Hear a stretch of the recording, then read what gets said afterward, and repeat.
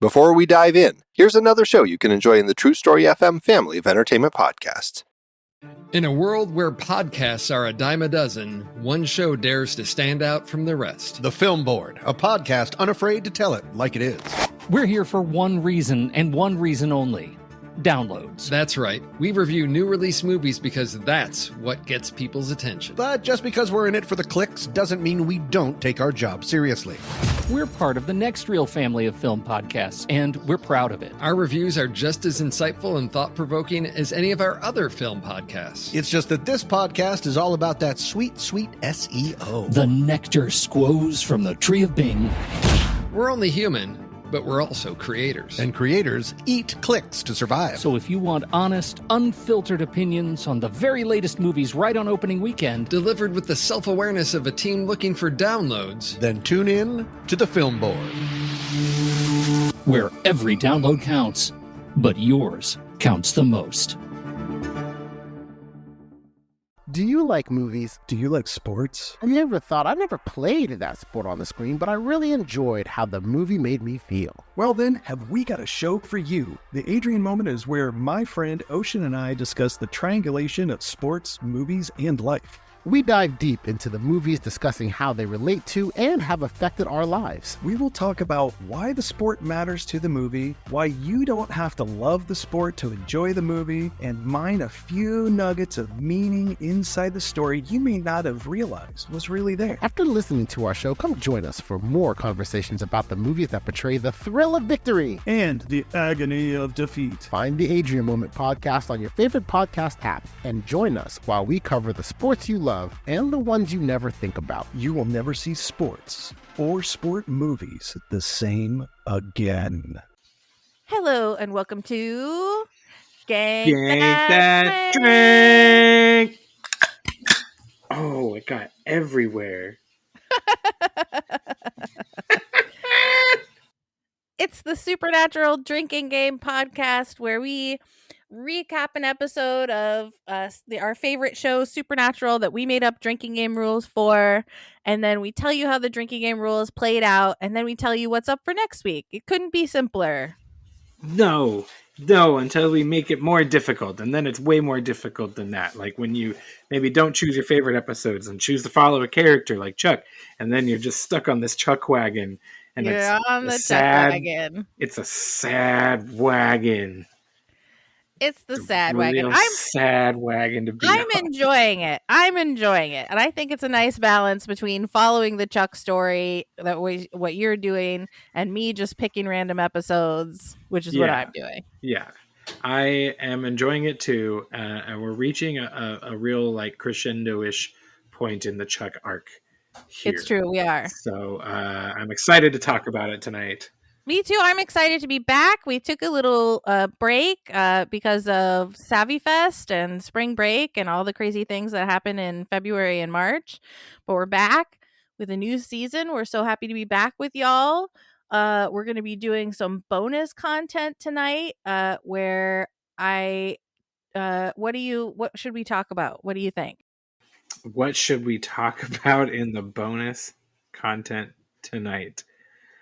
I am thinking I don't know. I kind of maybe want to talk it at some point. I feel like we should maybe talk religion.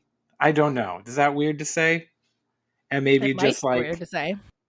Our personal, like maybe like journeys or relationships with religion. I don't know if I'm ready for that. You're not ready for that? That's too much, too heavy for bonus content? Yeah, that's too heavy. I don't know if members want to hear about our relationships to God.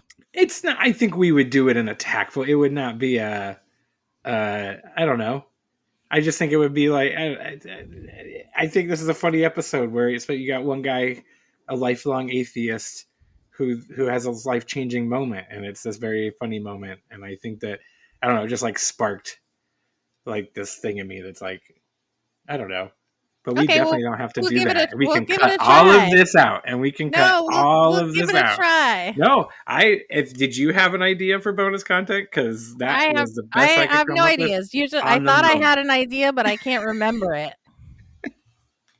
Well, if you remember it by the end of the episode, Okay. we'll do that and cut all of this religion stuff out. Okay. All right. So we're doing your episode tonight. Yes. My episode, which is entitled All in the Family. It comes from season 11. Episode 21. The end of season 11. Towards the end, close to the end. We're getting so close to the gosh darn end of season 11. And yeah, we have some drinking game rules for this episode. Yes, we do. As I don't burp into the microphone, they are thusly. We're going to drink for a single man tier. Single man tier. Taking a drink for a Bible reference. Which I think I missed a lot of. So probably not. We'll talk about it. Sometimes, you like write down this rule early on in an episode and you're like, that's going to be good. And then maybe it doesn't pan out as well. And you should have just made more rules. Amara Vision is a drink. Okay. Anytime Chuck is slacking off. Oh, he loves slacking off. Yeah, we're drinking. Anytime we get, quote, the word atheist is said, we're taking a drink. And then we're taking a drink for pop culture references.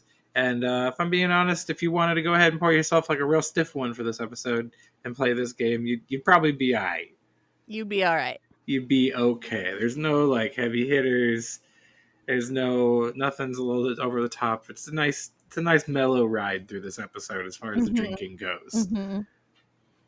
It is. It's true. This is a heavy-hearted episode, but a light-hearted drinking game. Right. And in 3 watches or 4 watches, I don't even know. I've tried to even be like, I'm going to come in with this bonus one. And nope.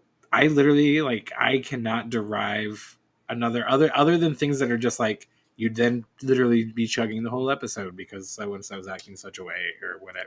I was going to say a good one would be every time Chuck eats.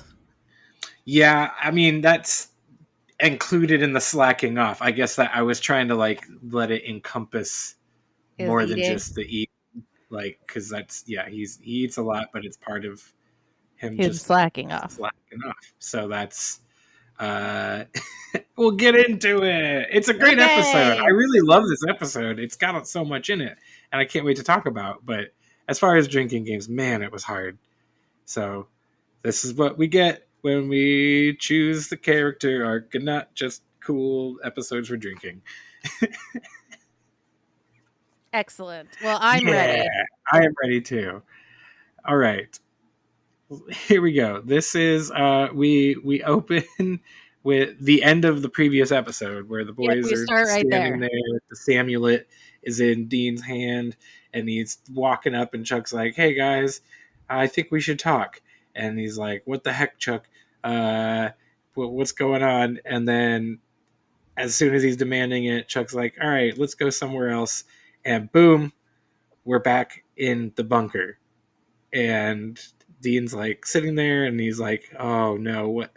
Huh? And then before he can even say anything, Kevin Tran. Kevin freaking Tran. I don't even think, have we done a Kevin episode? We have not done, well, we've done an episode that Kevin was in. But I think we've done one where he's referenced. We've done several where he's referenced and stuff, but we've only done one that he's in. I think so, if any. Okay, yeah, if any. We've hardly done any Kevin episodes, which would be maybe a very fun tag off of the Chuck verse. Would be to follow do the Kevin Tran, right? Like a cool little prophet arc. Anyway, it's Kevin. He goes, "Hey guys, you should listen to Chuck. You should." He knows what he's doing. He's got it all figured out. And this dog and pony show that Chuck pulls out for them, and then he's like, you know what, Kevin, you've done a good job. You've been in the veil long enough, and he sends Kevin off to heaven to be an angel. Finally. And boy, Chuck is a douche. Yep. He is a douche. Even this move, this oh, here, guys, trust me. Here's someone you love who I basically have had the power to do this the whole time, but have just like left in the veil till this very moment for this exact purpose to do the like. Ew, it's so gross. Until he like served some purpose for me. Right, Yeah. right. It's so skeevy. Ooh, like this episode really is like the Chuck evil arc is like beginning. I think they're doing such a good job of planting these seeds that have already been like planted, but like really starting to sow these seeds of like, this guy sucks. And like they do that with the Metatron episode, the previous episode, but like this guy really is. Yeah, he sends Kevin off, and basically Dean is like, holy crap, that would have been a good shot, as a rule. Holy crap. And we get Supernatural. Comes back, and Sam has got the old ramblies. He oh my god, do I call you Chuck? Yes, I prefer it. He's and fanboying. Totally fanboying, can't shut up. And Dean has to stop him, and of course, as you'd expect, Dean is nonplussed by this revelation. Cause it's summed up in a great moment at the end of the scene when Chuck kind of goes on his little monologue, because Dean is like, all you stood by, right? All the things that everyone would say to Chuck or God if they were standing in front of them. Why do you let all the bad things happen if you've had the power to fix things? Blah, blah, blah, blah, right? Like these deep, this basic philosophical question that has been asked for eons about every deity is like, if they're omniscient and omnipotent, why do they let bad things happen? If free will, all of it being wrapped up in this huge big conversation. But Chuck says, "Don't confuse me for your dad, Dean." Stab. Oh, stab. So harsh. Ooh, but it is true. Dean is basically supplanting like all the things he's mad about at Chuck for, essentially the things he's mad at his dad about, right? Is like, you left all the time, you were never there. Even though you said you become, but like the difference being that John would come back, whereas like Chuck's only coming back here at the last minute, and it's juicy. There's so much juiciness wrapped up, and like father-son relationship in this episode is like especially a huge theme when you get to then the God and Lucifer aspect of all of it, and that goes into what will be the next episode more wholly. So we're there, and Dean, this is where we get our single man tier. Take a drink, because Dean, a single man tier that happens twice. Drops two of them, single man tiers. They are not simultaneous. They are separate single man tiers. Yeah, and it's a good little scene. I like it. It's a little BM scene between God and Dean for the first time. Yeah, it's great. You've been doing what? Going to conventions, book signings, conventions, writing books. Yep, writing. Yeah. But Ben, basically, Chuck says, "Here's the thing, guys. Like, I need your help. Like, she's warded herself against me. Bullshit. I have no idea where she is." And they're like, "Yeah, well, she's got Lucifer." And he's like, "Okay, so." Yeah. Big we don't whoop. care. And he's like, "I don't need Lucifer to put her in." Well, we heard you did. And by the way, Lucifer's in Cass. That's why the boys really care, because Lucifer is using Cass as vessel, and Cass in the vessel. It's like a real turducken in there. Yeah. It's a real angel turducken. Yep. Human angel turducken. All right. So we cut to Amara. Oh, goodness. Amara is torturing Lucifer / Cass. And it's funny for Misha. I like this character. I like, what is it? Lustiel, yes. Lustiel for Misha. I think there's some moments where Cass comes out in it. It's very fun. Some like growly moments, but it's really fun to watch him do the impression as well. Yeah, and he's really good at it. Yeah, I think so. I really enjoy it. There's a lot of really great acting happening in this episode. Super solid acting from Amara to Chuck to Jensen. I think, I think just it is really good. Even Metatron, who all the names of the people and the actors are scrolled up on the page that I had and down, but we'll get those. Emily Swallow and Curtis Armstrong is Metatron, obviously. And also Donatello, Keith. I can never say that name. Sarbjak. Sorry, not even gonna try. Not even gonna try. But he does a great job. I love Donatello as a character. We'll get to him. If I ever move did you on. know that Emily Swallow is going to be at Phoenix Fan Fusion this year? Yo, that's cool. Yeah. That is awesome. Shoot. They don't have her build for Supernatural at all. They've got her build for The Mandalorian and How to Get Away with Murder. Interesting.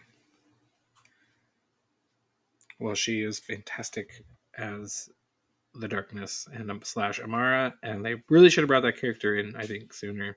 I don't know. Not how much can you do with it, though. She's so totemic in what she is.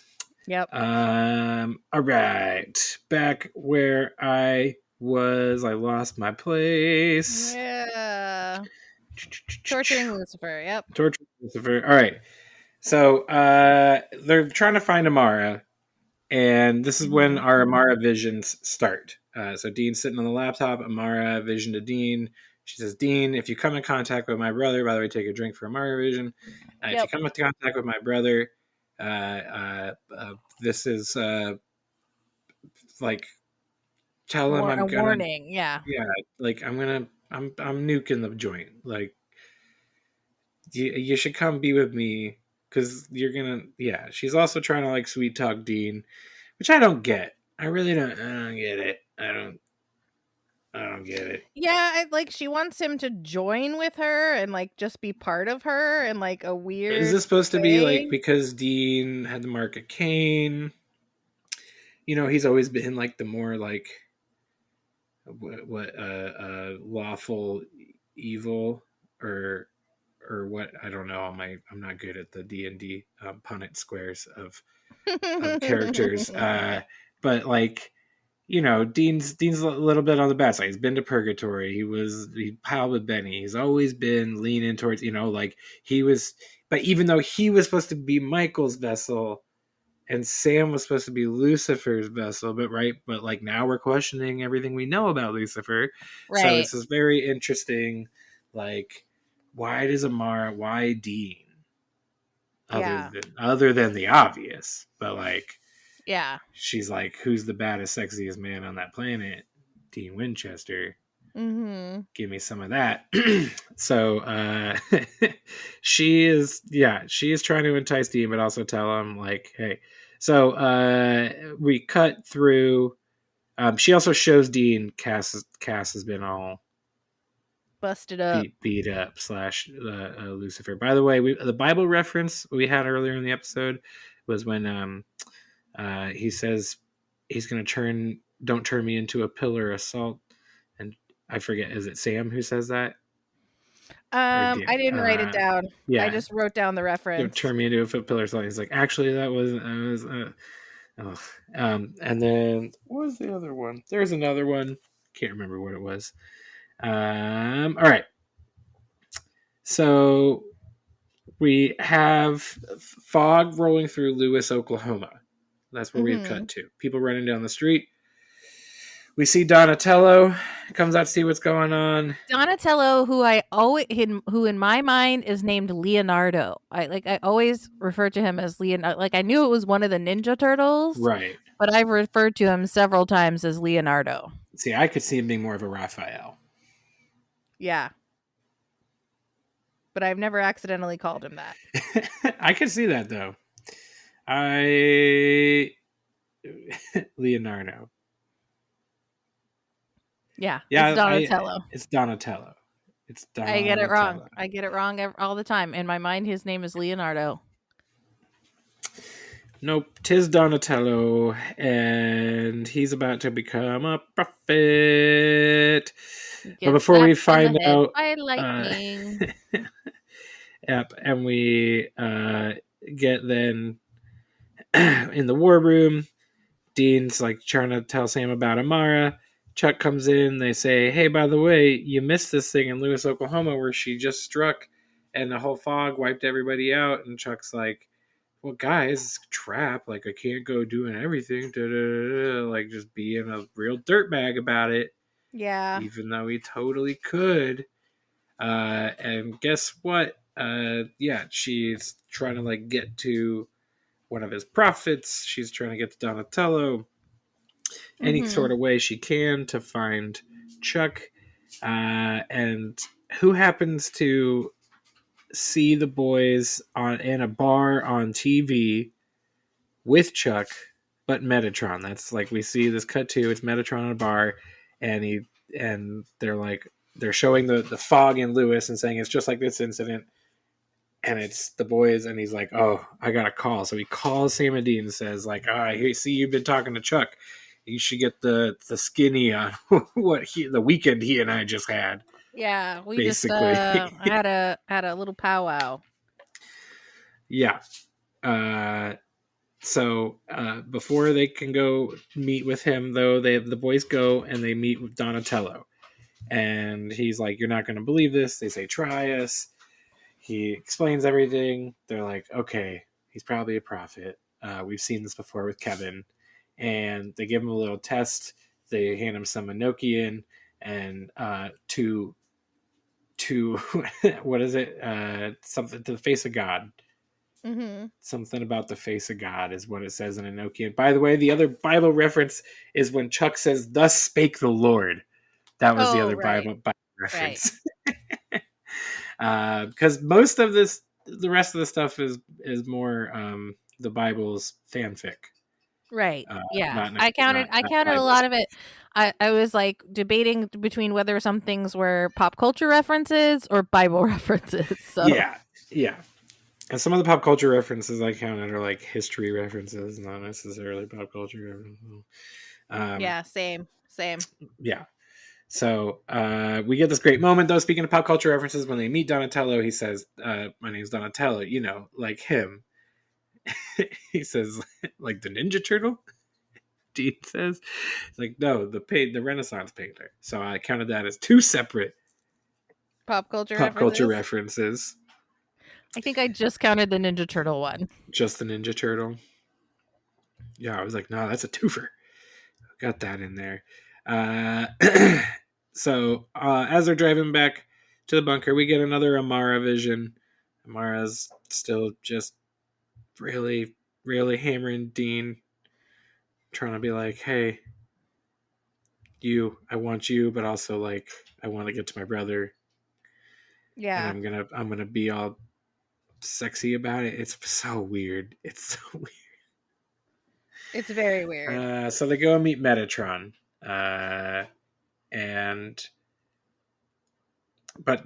They leave. They leave before they meet Metatron. They go and they leave Donatello with Chuck, and we get this great scene where Donatello meets Chuck. And they try to tell Chuck, by the way, like tone everything down. But before they come in, Chuck is sitting there watching curling and eating. Yep. And while he's sitting in eating and watching curling, and tells Dean he's never seen so much porn while in one sitting. He's like, okay, here comes this guy. He's real freaked. He's the next prophet. And Chuck's like, whoop-de freaking do. He's like, try to keep the God stuff to a minimum. Does Chuck do that? No. He immediately is like, oh, I remember when I made you, and sorry about your cat, and I'm gotta kind of, by the way, and like this is where we get a great moment from Donatello where he's like, I'm an atheist, but I'm sure you knew that. And he's like, I believe in me, but you do you. I included free will in the kit, and gives him a big old wink, and you just want to punch Chuck in the face. You just want to punch him.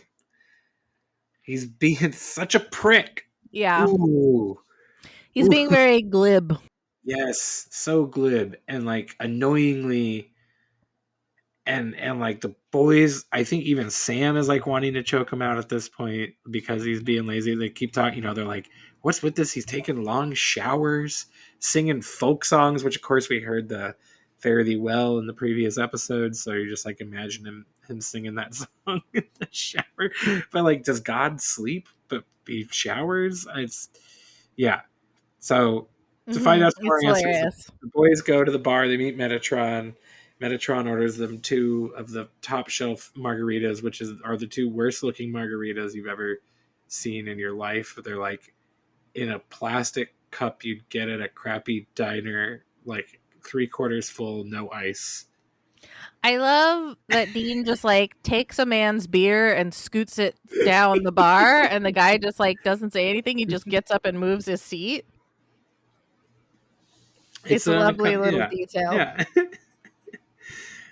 So Metatron hands the boys God's autobiography and says, it's not an autobiography, it's a suicide note. Go ahead and read it. Ignore the typos. We just hung out. We broed out. We came up with this. Well, he did. And it basically is how he's going to go, not confront Amara, but surrender to her in hopes that she will leave Earth alone, spare the Earth. And of course, we all know that's not going to happen.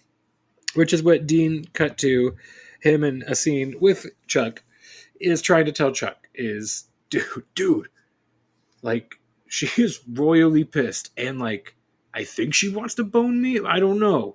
I don't know. Do you think I should go through with it? And he's like, but it's your sister. So that's weird. I know I'm paraphrasing this conversation, but not exactly how it went.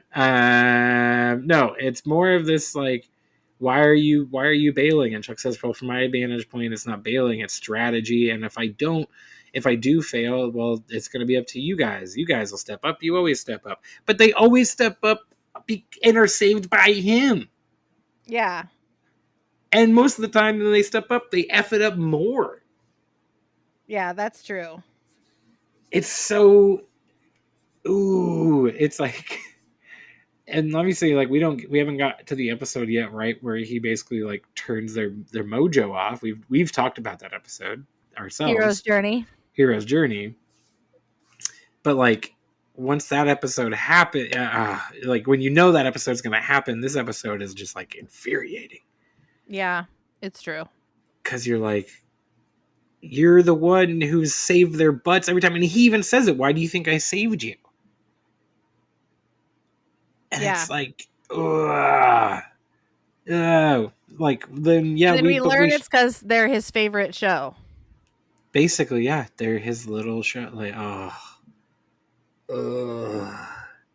So, yeah, we're really, like, every scene Chuck is in this episode, you just hate him more and more. Mm-hmm. Although I think the portrayal of it is spot on. Oh, 100%. It's very subtle. It's subtle in a way where you're like, maybe he's not so bad still. Like, right, he's got the moment with the kids in the playground, and he's like, every time the wind knocks it down, he just puts it right back up again. And it gets me every time. He's just sitting in... But I'm like, he's just this creepo sitting in the playground watching kids eating popcorn. Yep. He's just like, why? All right. So we're back at the bunker. It's so weird. But basically, Dean can't... is on the fence. Like, he doesn't like God / Chuck. He's not a fan. But I can't let Amara win because she's obviously going to, like, destroy everything. So, right. But he doesn't... and also the reaction, or, like, on Jensen / Dean's face of, like, no, why? I'm tired of doing this. I don't want to do this anymore. It shouldn't be on me. Again, this is above my pay grade. Like, I can handle a vampire for you. But this, God's sister, no way. Count me out. Mm-hmm. I'm done. Top-notch acting by Jensen and Rob Benedict. Super good.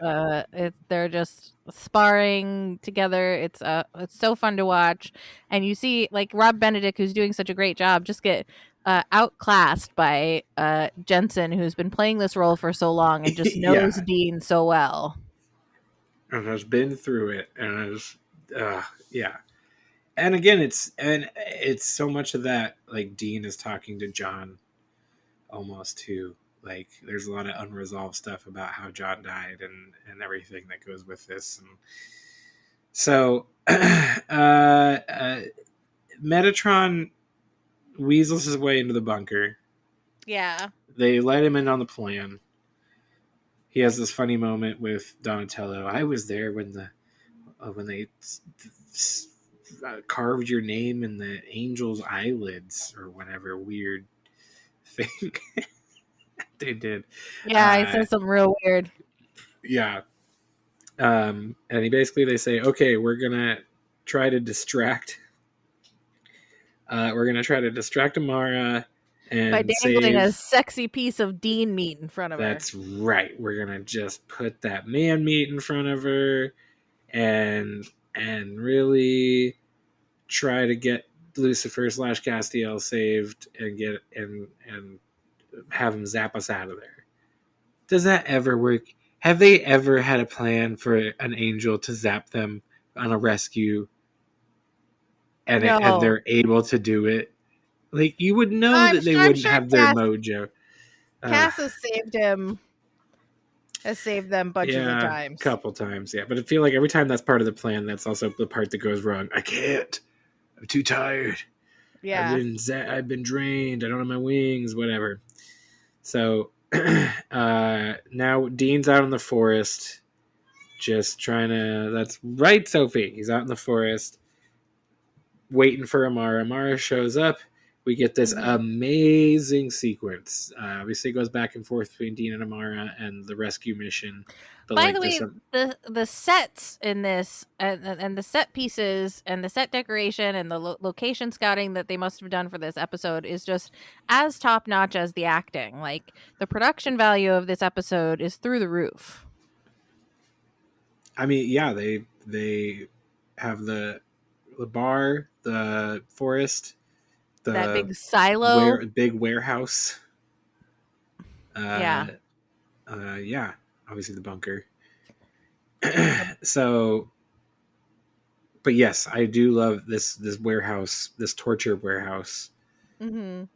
No one ever finds their torture warehouses. No one ever stumbles upon them. Nope. Kind of weird. So, Amara and Dean start talking. She says, I want you to be a part of me. Like, you're going to die anyway, whether it's today, tomorrow, when I take over, my brother can't stop me. Like, even if I don't, you'll die in 40 years, whatever.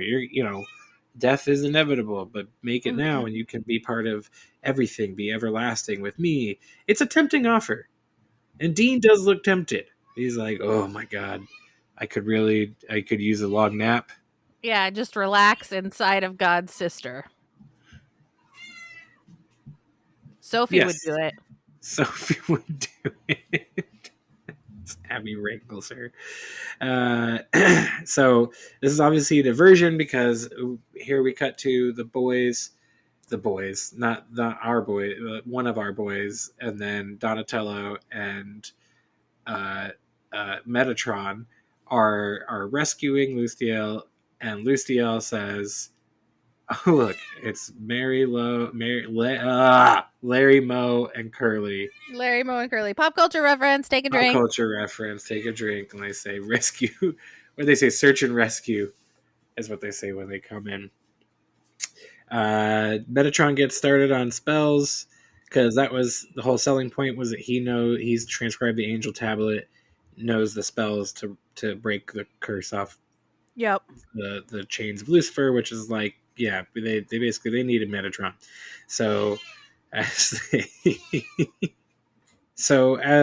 Metatron is just getting the shackles free, and like finally he's working through all these spells, and Dean is like really trying to stall as much as he can, and like you can see him starting to like really vamp when he's like, I feel like I want you, You could tell he does not mean that. He's like, I want this. It's so hard to resist you. And it's like, nah, you're doing a really good job at resisting. You really don't like her. Yeah. Like, Uh-huh.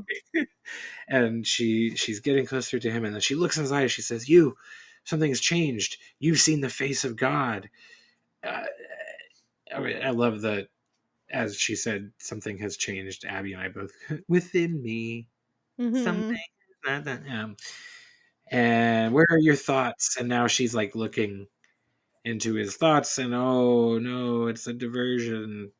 But she doesn't explode him, which is curious. That gets brought And up later. she lures him. Right? But why? It's not like she needs him for anything. It'd be like if it were something where some prophecy or blah, blah, blah, blah, she part of her thing to take over, she needed to consume one special soul. I don't know. Like they need to, there's no device that explains why this unforgiving, unrelenting, cold nothingness of an entity needs Dean. Right. Yeah, I never understood it, even when I was watching these episodes in real time. Yeah, I don't get it. Other than she's a pretty lady and he's a handsome fella. Yep. And they're just attracted to each other. So, the boys, the rescue boys and Lucifer are about to bail, and that's when Rescue Boy Metatron says, "No, I will stay behind since we can't get zapped out of here because Lucifer's too jacked up. I will stay behind. I will sacrifice myself to Amara." And then he's got this cool little plan where he's going to do a sigil and he's going to zap her, and she shows up, and he does it, and of course it doesn't work. She's like, "You really thought that worked?" And he's like, "Yeah." It just gives her a nice Brazilian blowout. It just blows her hair back in a really sexy way. Yeah. Definitely. And that's when she explodes Metatron. Yep. It's Goodbye, a wrap on Metatron. Metatron. And the getaway car, aka Baby, with Lustiel and Donatello, is driving away. And, well, you can't drive away from her. And there she is in the middle of the road, and they're screeching, trying to go in This reverse. driving sequence is great, though. Like the way that they shot it was just so exciting. They really like this episode. Like you said, the production value, the action, all the action in it's really good for it being a lot of talky in between. The action sequences are really, really good. It makes you feel like you're watching. Like I said, I watched this like I think 3 or 4 times, and like I didn't get tired of it at any point, even though it's just a very straight plotty episode.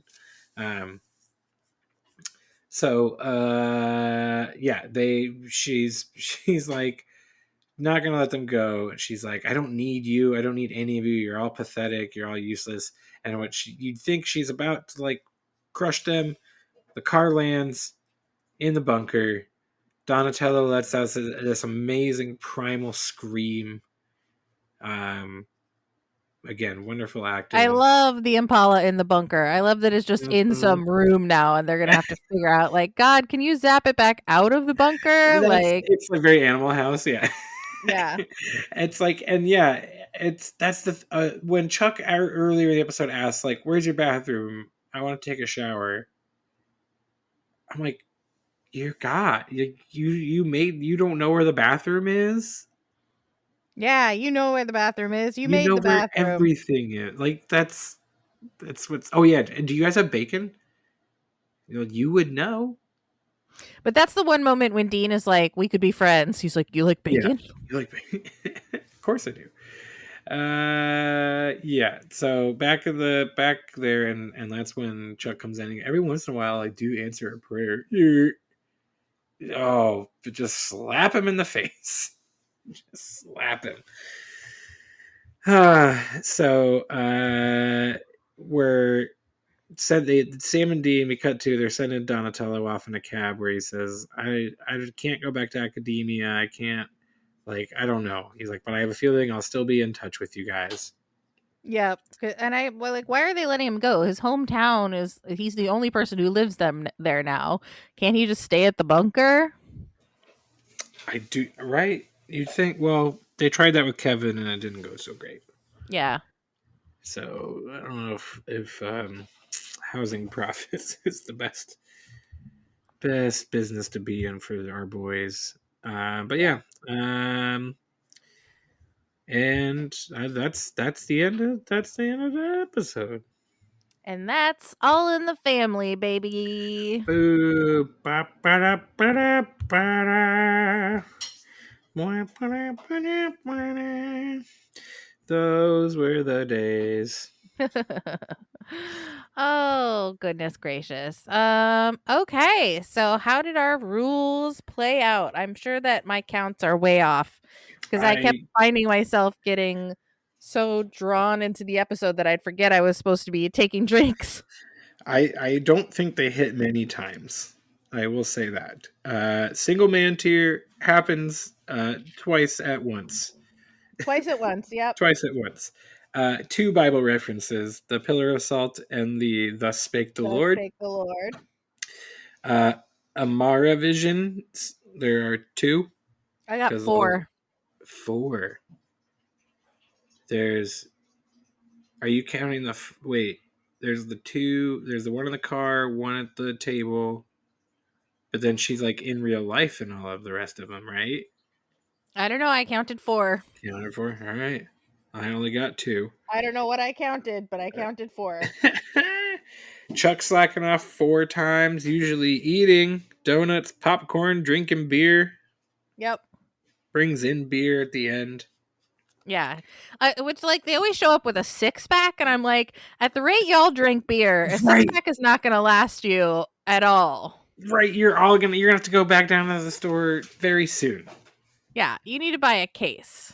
Yeah, they'd be walking in with at least like a 12, 18 pack, something like 30 rack, something like that. I love the moment, when they give Donatello beer. I don't know if you drink, but I got you beer. I do now. Donatello says that he's an atheist 4 times. That's what I got. And I have 4 pop culture references. That's what I got too! Yeah! All right, so just the Amara vision was different for some reason. I must have missed some. I got some extras. Well, maybe I counted some things that you didn't. Maybe. Okay. Get ready. You need a full page in your notebook to write down the rules for the next episode, because I just decided to do the second episode that Sarah Blake is in. All right, so it's season 8, episode 22, Clip Show. Oh, nice. Okay, so there are 13 different rules because most of them happen only once or twice. Okay. All right. Someone dies. Take a drink if someone dies. Take a drink if Dean and Castiel get tense. Like TENSE? Yeah. Not like they're going camping? Right. Okay.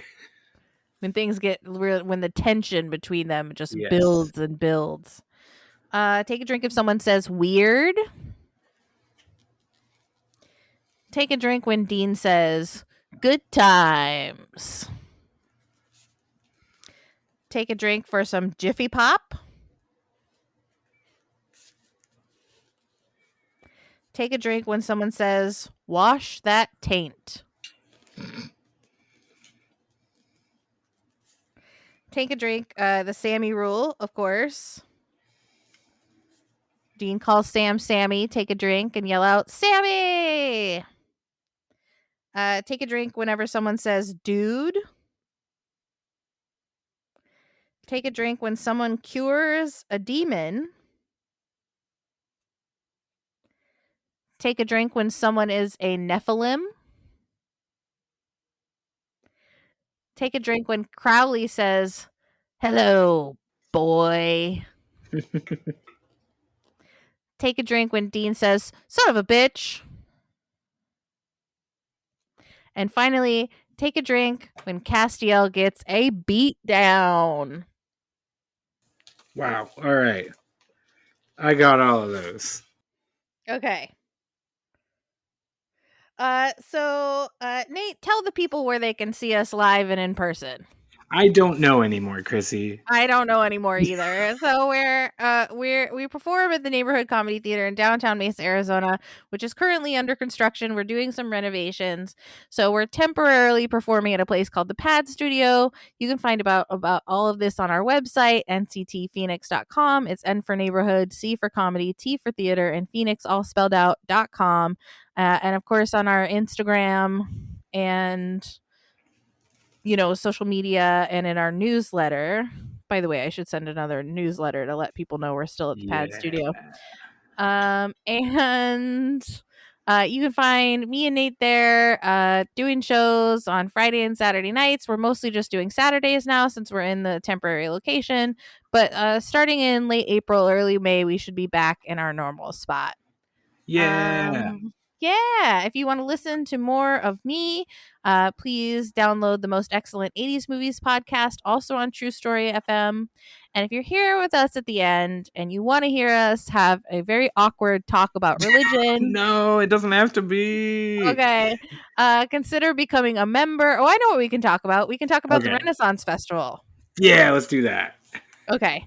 We'll save our religion banter for another time. There are plenty of Chuck episodes left for us to talk about God. Okay. Good. You become a member at True Story FM. It helps support us and support the podcast, and it lets us know you love us, and we appreciate that. If you don't feel like spending $5 a month, then go ahead and rate, review, subscribe, all the stuff that helps podcasts. It helps ours too in a big way because we're the little guy. And you rate and review all the big podcasts, that's great, but stick up for the little guy. Give us a 5-star rating, give us a review. We love you. Don't we give love us you. 4 stars, give us 5. Give us all 5, please.